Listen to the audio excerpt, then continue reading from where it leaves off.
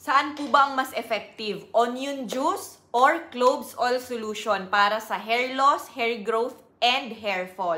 Hi guys! Welcome back to my YouTube channel. This is me again, Eva. And for today's video, pag-uusapan natin kung alin nga ang mas effective para sa panlalagas ng buhok and pampatubo ng buhok. Kung ito bang sibuyas or onion juice or itong cloves oil solution natin. Marami kasi mga nagtatanong sa comment section guys, yung mga nakakita sa ating onion juice na para sa buhok and mga nakakita din sa ating clove solution. So nagtanong sila kung alin daw ang mas okay, alin daw ang mas effective. So how about daw nitong onion juice na mga a year ago ko pa na video kung ano daw ang update. Kaya yun yung pag-uusapan natin ngayon and i-share ko naman sa inyo kung ano yung aking mga na-observe. Kasi ako talaga mismo ang nakagamit nitong dalawang herbal. Pero bago ko yan sasagutin, i-discuss ko muna kung ano yung advantages and disadvantages between these two.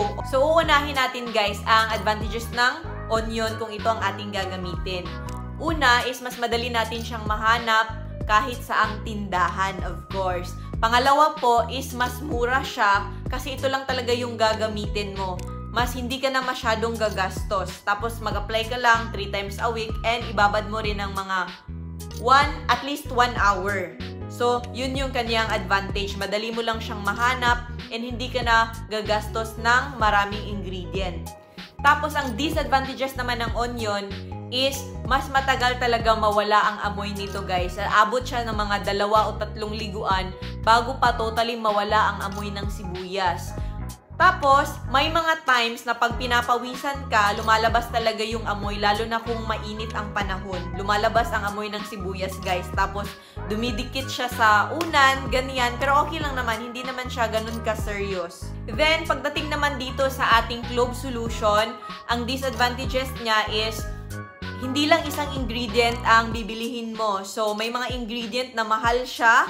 Pangalawa, gagawin mo pa siya, hindi mo siya instant magagamit. So, kailangan mo pa siyang hintayin ng mga 1 to 2 weeks bago mo siya gamitin para mas effective talaga. And pangatlo is hindi mo siya basta-bastang nabibili ang cloves kahit saan. Kasi ako, ang dami ko nang inikot na stores, mall, supermarket, hindi ko talaga siya nabili dito sa amin sa Davao City. Kaya kung grabe na talaga yung panlalagas ng buhok mo, hindi mo kaagad siya magamit. Hindi mo kaagad siya masubukan. Unlike sa onion na makikita mo lang sa tindahan, pwede mo na siyang gamitin kaagad. So now, ano naman yung mga advantages ng clove solution natin? Of course, una is less hassle na sa kaka-blender. Pangalawa is mas mild talaga ang amoy ng clove solution, guys. Pero the cloves itself is grabe katapang ang amoy niya, mas matapang pa sa sibuyas. Pero after mixing and after the process, mas nagiging mild ang amoy ng ating clove solution compare sa onion. Isang liguan lang guys, mawala na talaga ang amoy ng clove solution. Unlike onion na umaabot siya ng 2 to 3 days bago mawala. Tapos lumalabas yung amoy kapag mainit ang panahon, pinagpapawisan ka. Pang-apat, halos instant ang result ng clove solution guys. Unlike sa ating onion, actually yung onion sa akin before, last year or parang 2 years ago na siguro, nandun sa isang video ko, mas mabilis talaga, based lang sa experience ko ha, mas mabilis talaga ang effect ng cloves. Para siyang instant kasi may mga times na isang gamitan mo pa lang, tapos nababad mo siya ng 3 hours or let's say half day, grabe talaga, kapit na kapit ang buhok. When it comes sa tibay ng hair strand, mas matibay talaga ang effect ng cloves. Yun yung mga napansin ko kasi grabe talaga yung observation ko sa aking mga hair fall. Kasi nga makikita ko siya sa tile, sa CR. Tapos nag-worry ako kaagad kapag marami ng mga nahuhulog na buhok. So ino-observe ko talaga pag meron akong ina-apply, tapos kung gaano siya katagal.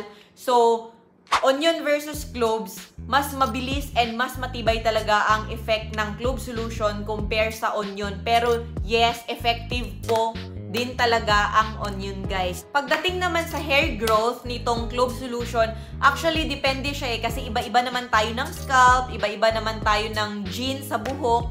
Kasi guys, di ba may mga tao na makakapal talaga ang buhok nila, ang lahi nila.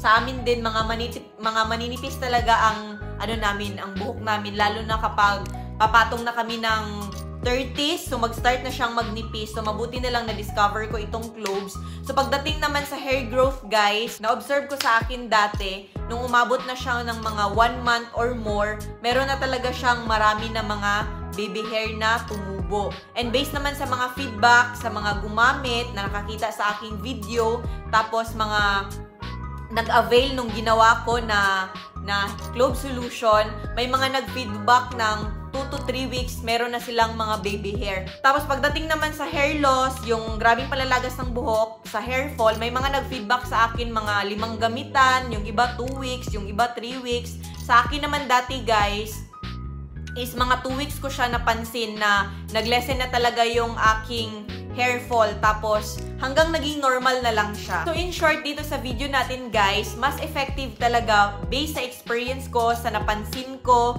sa observation ko, mas effective talaga and mas mabilis ang result ng clove solution. Mas matibay ang effect nito sa ating mga hair strands, mas mabilis and mas madami ang lumalabas ng mga baby hair compare dito sa ating onion juice. Pero nasa inyo na yan kung saan ang gamitin nyo, kung saan ang mas mura para sa inyo, kung saan ang mas madali ang effect para sa inyo. So, pwede nyo namang subukan and pwede kayong mag-comment sa baba sa inyong experience after siguro mga 3 weeks to 1 month, pwede kayong mag-feedback kung alin ang mas effective sa inyo. Basta sa akin, ang mai-recommend ko based sa aking past experience hanggang ngayon is mas effective talaga, mas mabilis talaga ang effect ng ating clove solution.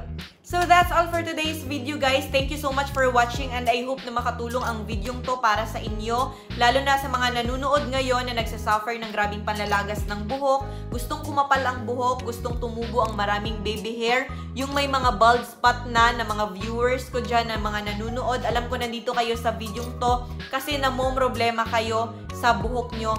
And ganyan din ako dati. Na-stress na ako masyado, guys. Dahil grabe na yung aking hair fall. And ito lang, clove solution ang nakatulong sa akin. Thank you so much for watching. And if you like this video, please do not forget to click like and subscribe. And please click the notification bell upang ma-notify kayo pag meron akong mga upcoming informative videos. Bye!